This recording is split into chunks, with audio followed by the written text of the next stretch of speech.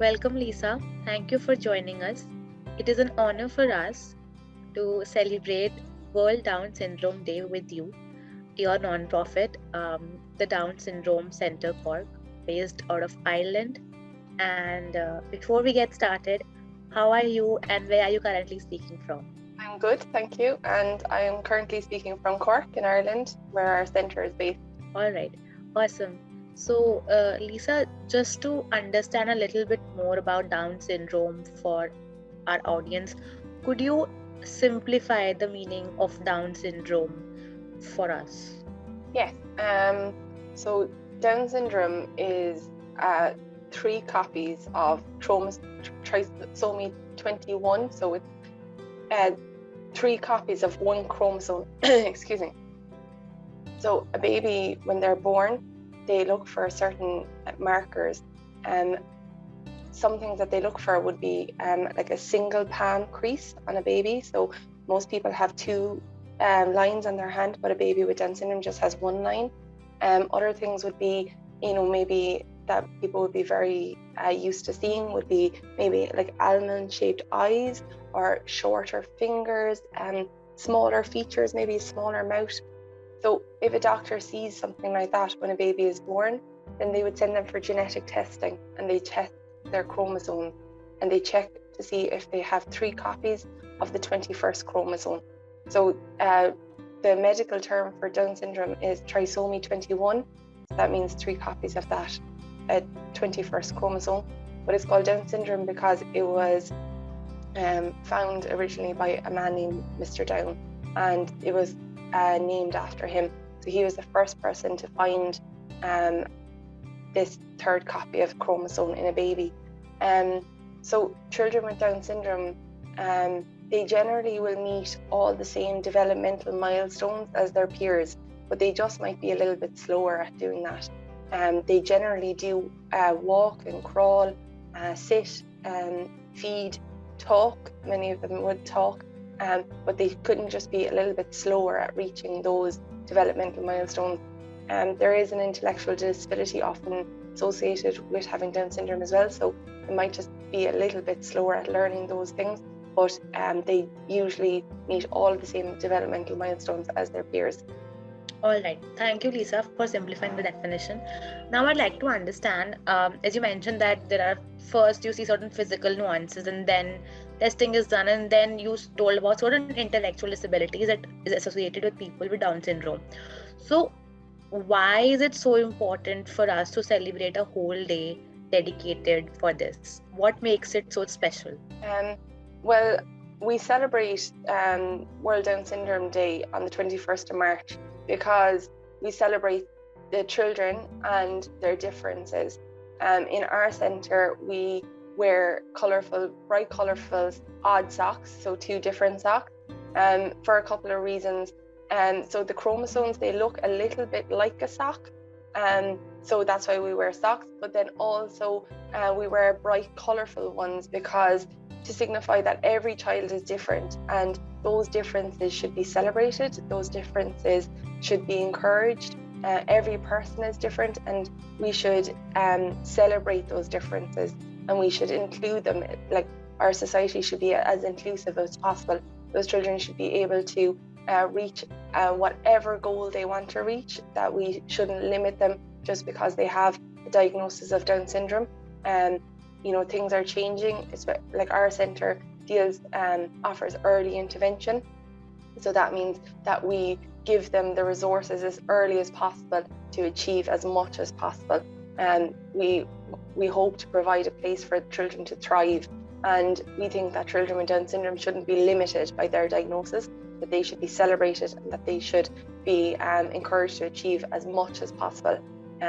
So we celebrate them because they are different and because they are the same. We're all the same, we're all people, and everyone is different. So we're celebrating the differences, but we're celebrating that we're more alike than different. Absolutely. And I think difference is what kind of gives way to innovation, creativity moving forward. The more inclusive we become, the more larger is the impact.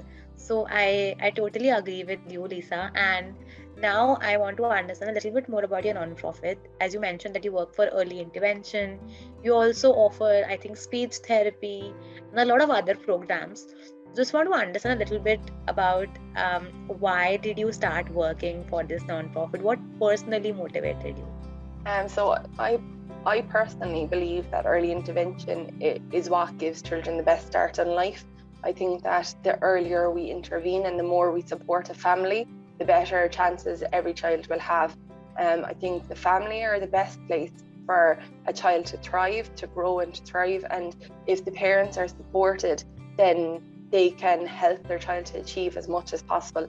So our centre is very much family focused, and it was set up by parents who saw a need for a specialised individual programme for children at a very, very early age, looking at children from when they're born to, we work with children up until the age of 12. So we offer speech and language therapy, occupational therapy, physiotherapy. We also work with a clinic to provide horse therapy, and we provide play therapy. We do sibling workshops, we do baby and toddler groups. Like at the moment we're running baby yoga, and we do a lot of parent support and family support work.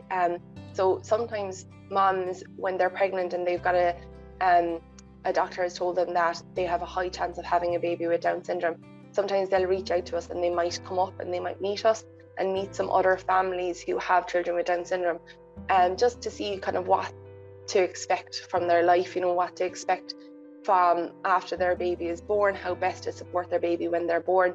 And I think a lot of parents get great comfort from seeing that families with babies with Down syndrome are just like every other family, that they have all the same struggles. There's a lot of similar things, like maybe the sleepless nights and the temper tantrums, they're all there too. And there's a lot of comfort in seeing that having a baby with Down syndrome isn't frightening. It's not something to be afraid of, that these families celebrate their child with Down syndrome, and there is so much love in every family that has a child with Down syndrome. They bring so much love to their family. So we support families from prenatally, but then most of the families that come to us will have come after their baby is born, and they might link in with other families, they link in with us and our services, and here in Ireland, the public system can be quite slow and the private system can be quite expensive. So they can access therapies in our centre at a very affordable price. We subsidise all our therapies and we don't have waiting lists. So children don't need to wait, and parents can afford the therapies so they can access them regularly and consistently, rather than maybe a little bit more sporadic in the public system, or it might be quite expensive in the private system, like I said. So they have access to consistent therapies at an affordable price. Got it, Lisa. And since you mentioned that you provide therapies at a very affordable price, so I think it makes all the more reason for people to donate, come forward and help your nonprofit, because that's only how you'll be able to help multiple people. And now I want to kind of understand a little bit more about any misconceptions or any myths that people had when they first came to your nonprofit, be it parents or family, and how did you navigate those? So I think a lot of people think that children with Down syndrome, that they might not be able to do things that their peers are doing, that they might not, well, first of all, one of the main things I think that most people think about people with Down syndrome is that they're always happy. And yes, they are very, very happy, but they do experience a full range of emotions. So that is definitely one thing that we see in our centres, that lots of families that say, their children, they're well able to have temper tantrums and they're well able to cry and let them know what they want. And they are very happy, and there is a lot of love too, but they do experience the full range of emotions. And then I suppose some people do limit their expectations of what a person with Down syndrome can do, which is changing all the time. And that's one thing that we try to challenge with our centre, and we try to do things on our social media as well. We try to share stories of people with Down syndrome and share all the things that they're achieving. Like there's a young man now working with BBC or CBeebies, presenting and he has Down syndrome, or Victoria's Secrets have just had their first model with a disability and she has Down syndrome. Or recently I saw that Charlotte Tilbury, they have a model who has Down syndrome. There's lots of companies now and they have models and they're showing that people with Down syndrome can do all these things. They can be actors, they can be models, they can, you know, they can run businesses, they can do everything that every other person can do. So one of the biggest misconceptions would be to limit our expectations of what people with Down syndrome can do. That's so wrong. People with Down syndrome can achieve so much. And the higher expectations I think that we have for people with Down syndrome, the higher they will be able to achieve, because there will be more opportunities for them. They will get more employment. We will see them out working for companies, and then our misconceptions will change. So the more we change our view of things, the more opportunities we will create for them too. So I suppose it's our job as well to challenge those conceptions so that people can change their minds. Absolutely, and it's equally important not just to acknowledge that they can do, but also create opportunities like that, as you mentioned, to give them that platform to thrive. So absolutely rightly said. And now I want to kind of understand a little more about potential ways that we can help your nonprofit in working towards this cause. How can we help your nonprofit ultimately helping people with Down syndrome? What are the various options that we can explore? So at the moment, we're getting ready for Rock Your Socks in March for World Down Syndrome Day. So Rock Your Socks is a big fundraiser for our centre, but it's also a way of creating awareness around Down syndrome. So like we'll invite people to wear their odd colourful socks on World Down Syndrome Day. And I think if people go out and they go to work or they go to their places of business or they go to their schools, colleges and wear their odd funky socks on World Down Syndrome Day, it can create a conversation around it. And the more that people learn about Down syndrome, the more people we can help, because we don't know, I suppose, down the road if a family member is going to have a child with Down syndrome or if a work colleague is going to have a child with Down syndrome. And it's great for people to know where resources are and where supports are if they do have a child with Down syndrome. And so we look at it both as a fundraiser, but also as a way of creating awareness around the issue. So I think if people wear their odd socks and they know why they're wearing their odd socks and they share that story, then it can create more awareness and hopefully fundraise for us as well. So we will run a fundraiser called Rock Your Socks in March. We run fundraisers throughout the year. We usually share them on our social media, so people can follow us on our social media. We also share stories, good stories, good news stories about children or about adults who have Down syndrome, and people can share those stories and they can share our posts on. Just support people, I suppose. If you know a person who has Down syndrome, or if you know a person who has a baby with Down syndrome, first of all, I suppose if a family member or a work colleague has a baby with Down syndrome, a lot of people tend to say, oh, I'm sorry, that your baby is being born with Down syndrome. But it's not something to be sorry about, it's something to be celebrated.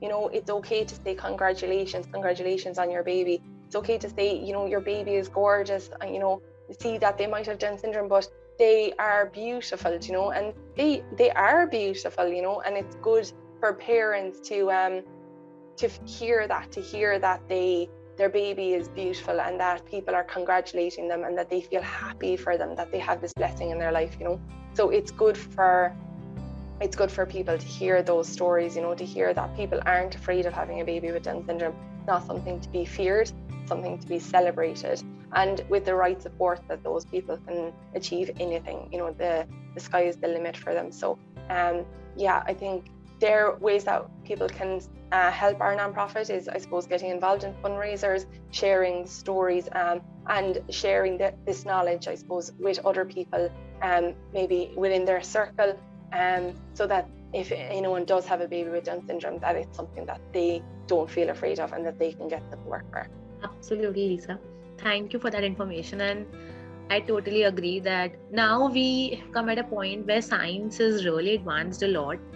even the life expectancy of folks with Down syndrome has increased tremendously in the last 40 years. So I think it's safe to say that it is something to be happy and congratulate parents on. Rightly said. And with that, we come to the end of this interview. Thank you so much for giving us your time. It was great talking to you. Thank you so much for the time. It was lovely to talk to you. I really hope that you get the kind of volunteers and donations that the nonprofit is looking for, and that we can speak again next year and talk about how your nonprofit grew. With that, I just have one last request. So we click a snapshot of this interview, and in this snapshot, we kind of make a gesture which resonates with your nonprofit. So any gesture that you do, maybe in your nonprofit, we love to replicate that. Well, a lot of the children that we work with, we would use love signs. So before they learn to talk, we might use, it's like a sign, it's like a simplified version of sign language. For babies, like sometimes you might hear of baby signs, or so it's similar to that. So there's simplified gestures that represent words. So like one of the love signs that we would use would be thank you. So we just put our hand in this shape and up to our chin and say thank you, and that's the love sign for thank you.